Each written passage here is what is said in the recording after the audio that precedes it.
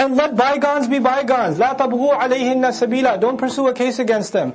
Make a fresh start. And that's really important for married people to understand. Once you go through a problem and you resolve it, you have to start fresh. You can't bring old stuff up again. It's done. It's finished. It's like you got newly married again. That's it. No more past stuff. You remember what you did in 2002? On the 3rd of April? No, I don't. And I don't want to remember. And don't remind me. We're starting fresh. We have to do that. Both husband and wife have to learn to do that. Just to let things go. The hardest thing to do is to let things go. It's the hardest thing. But if you're worried about your future, then you have to let the past scars go. You really do. And otherwise you're not able to move on. So فَإِنْ أَطَعْنَكُمْ, if they start obeying you, if they start complying again, they become normal again, then don't pursue a case against them. And don't you think you're the authority. إِنَّ اللَّهَ كَانَ عَلِيًّا كَبِيرًا. Allah has always been the ultimately high, the highest authority. Has always been the big one. You think you're the big one in the household, huh? You're nothing. Allah has always been that authority.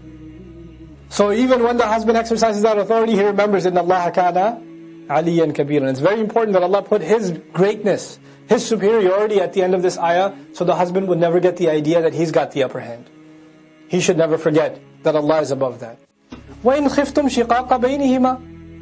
And if the community, khiftum, all of you, meaning the community, if you're afraid, or the extended families of both, if you're afraid that a schism has happened between them, a crack that can't be rebuilt again, shiqaq, has happened between both of them, فَبْعَثُوا حَكَمًا مِّنْ أَهْلِهِ وَحَكَمًا مِّنْ أَهْلِهَا.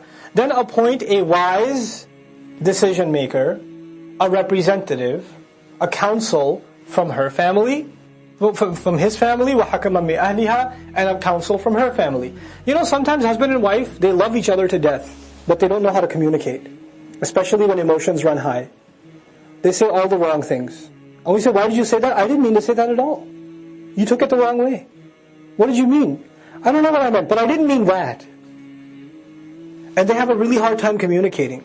And when you communicate badly, you know what happens? Intentions start getting judged. You meant to hurt my feelings. And she says, no, I didn't. I was saying something completely different. Well, why would you say it this way then? And there's a lot of back and forth in communication problems. When emotions run high, that's normal. So the thing to do, in Revelation, Allah tells us, take a level-headed person from her family and a level-headed person from his family that can understand where they're both coming from, and they can have a civil conversation and be the translators for either one. No, what he actually meant was this. What she actually meant was that. What she really wants is this. You know that time she was throwing stuff at you? She was mad you came 5 hours late because she had already made dinner. And you didn't call. That's what was really going on. And she had a really hard day and she had sinus headaches and she didn't tell you all of that because she was too angry to tell you. But that's what was happening. Oh, I never knew. Tell her I'm really sorry. That's not what you said when she threw the stuff at you.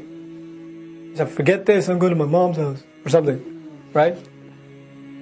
So, the hakam will do that. Now, what happens when the hakam themselves hate the other side?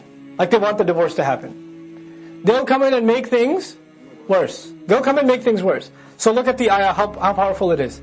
He says, in yurida islahan, if they both want reconciliation. Now this both could be the two hakam, the two ambassadors, or it could be the husband and the wife. Either one.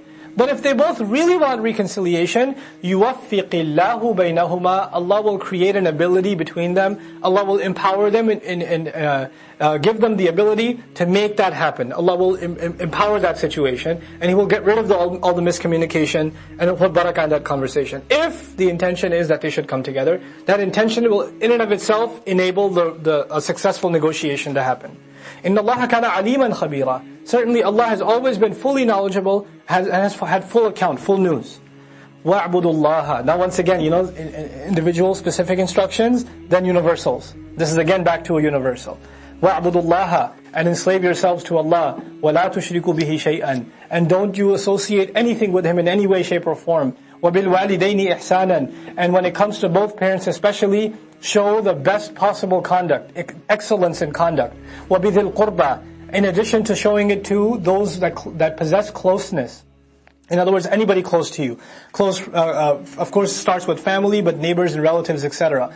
وَالْيَتَامَى. And to the orphan. وَالْمَسَاكِينَ. And to those who can't help themselves, those who are financially stuck. This is goodness in society now. This is goodness between husband and wife. Immediately when we went to goodness to everybody. First be good to Allah. وَاعْبُدُوهُ وَلَا تُشْرِكُوا بِهِ شَيْئًا. Then who should you be good to next? Your parents. وَبِالْوَالِدَيْنِ إِحْسَانًا. Then close relatives. Then orphans. Then the needy. Then learn to be nice and excellent in everything. وَالْجَارِ ذِي الْقُرْبَى. And the neighbor that lives right by. Especially the neighbor that's close to you. In other words, he knows a lot about you. You go a lot of back and forth. Those are the neighbors you have fights with. Right? Those are the neighbors you don't get along with sometimes. But be excellent with them. وَالْجَارِ الْجُنُوبِ. And the neighbor that's on the side of you. In other words, right next to you. Not just in the vicinity, they're right next to you. وَالصَّاحِبِ بِالْجَنْبِ. And even the guy you're traveling with. You're on a bus, there's a person sitting next to you. You're on a flight, there's a person sitting next to you.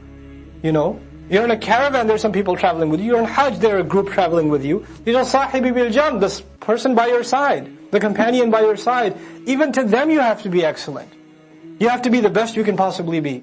You have to go out of your way to show courtesy. That same ihsan that was started especially with parents, they were highlighted especially. It was muqaddam. Bil walidaini ihsanan. Then everything else, but it applies to everything else too. Maybe not the same level as parents, because they were made special. But everybody else, you have to be excellent too, I have to be excellent too. You know how mean people are to each other on the subway in New York City? Right? Or on a train in Pakistan or something?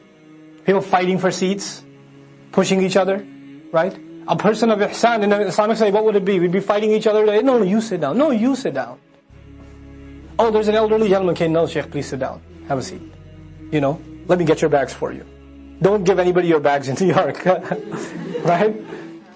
But the idea is that of just finding reasons to be nice to people. Imagine a society like this, where just the drive in everybody is to be nice to other people. But actually also as a nation, Allah Azza wa Jal gives a nation a sense of direction. You know, a path is made of milestones, is made of certain steps that you have to take. You get to this stage, then you get to this stage, then you get to this stage, right? Allah Azza wa Jal, if the Muslims as a collective started trusting Allah in what He instructs us, we would have a sense of direction. Allah would guide us towards a path.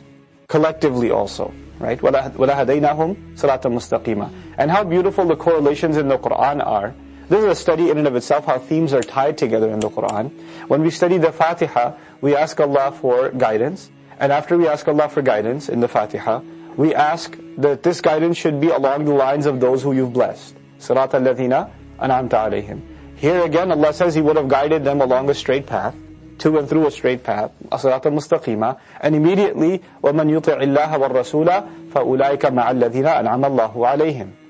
Whoever would obey Allah and the Messenger, then those are in fact the ones that are counted among, and ma'a inshallah I'll talk about a little bit, they're counted among those who Allah blessed.